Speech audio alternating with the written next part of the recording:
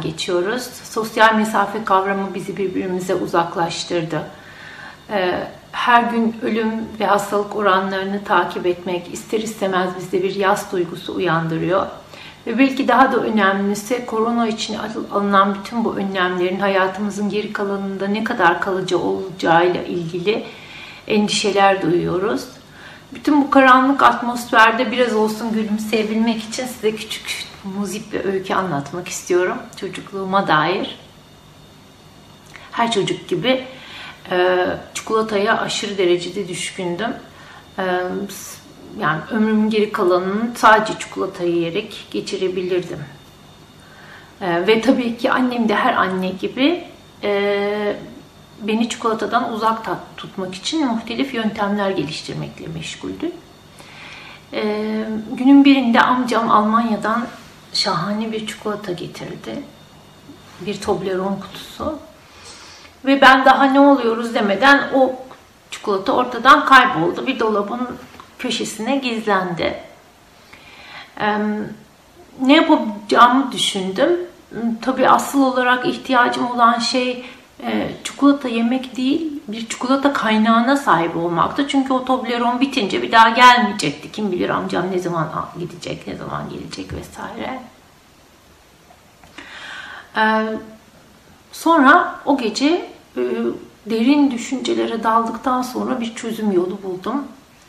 Ertesi gün annemlerin ortalıkta olmadığı bir anı fırsat bilip o çikolata kutusunu aldım. Bir de kendimce sahip olduğum en değerli hazine olan küçük altın yüzüğümü de yanıma aldım. Ve bahçeye inip, evimizin küçük bir bahçesi vardı. Bahçenin ücra bir köşesine ikisini gömdüm.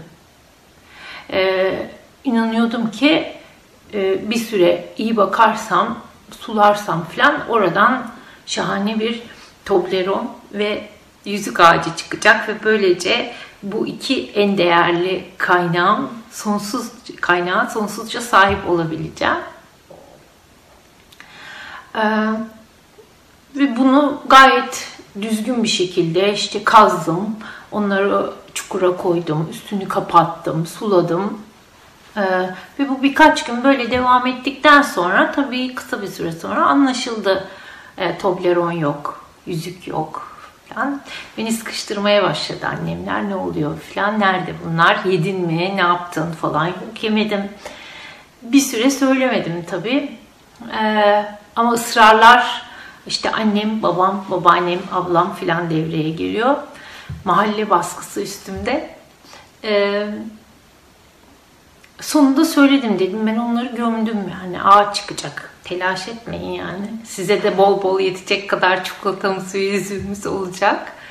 Ondan sonra annem, Allah'ım suratını hatırlıyorum bugün bile. Nereye gömdün sorusu tabii beni bekliyordu. Ondan sonra ama kararlıydım. Söylemedim.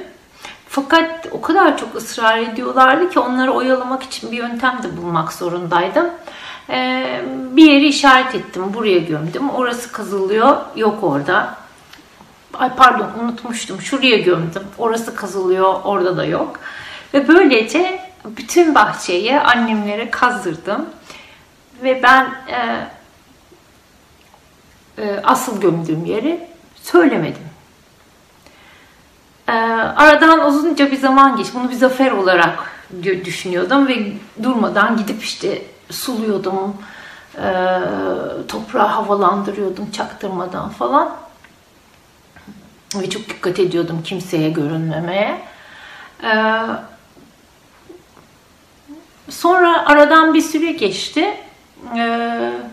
Sanki bu olay unutuldu gibi oldu.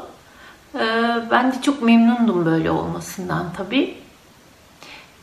Ama bir gün sabahleyin annemin çığlığıyla uyandım. Kalk Gaye, kalk çabuk, kalk kalk falan. Ne oldu falan. Gel bak bahçede ne var sana göstereceğim. Bahçede ne var Allah'ım.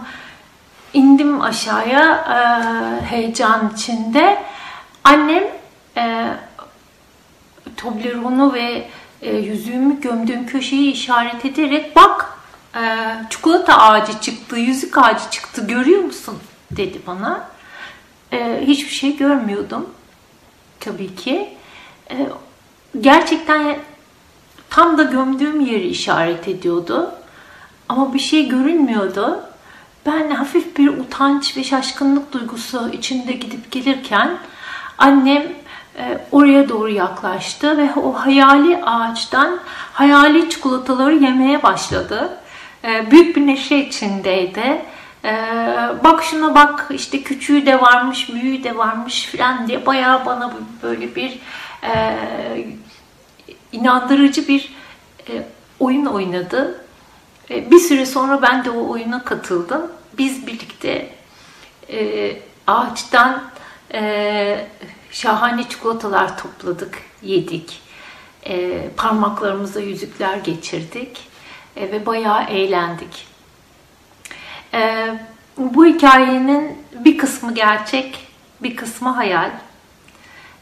Hangi kısmının gerçek, hangisinin hayal olduğunun bir önemi var mı bilmiyorum. Ama bildiğim bir şey var. Bu zor günlerde hayal kurmaya her zamankinden çok daha fazla ihtiyacımız var. Sevgiyle, sağlıkla.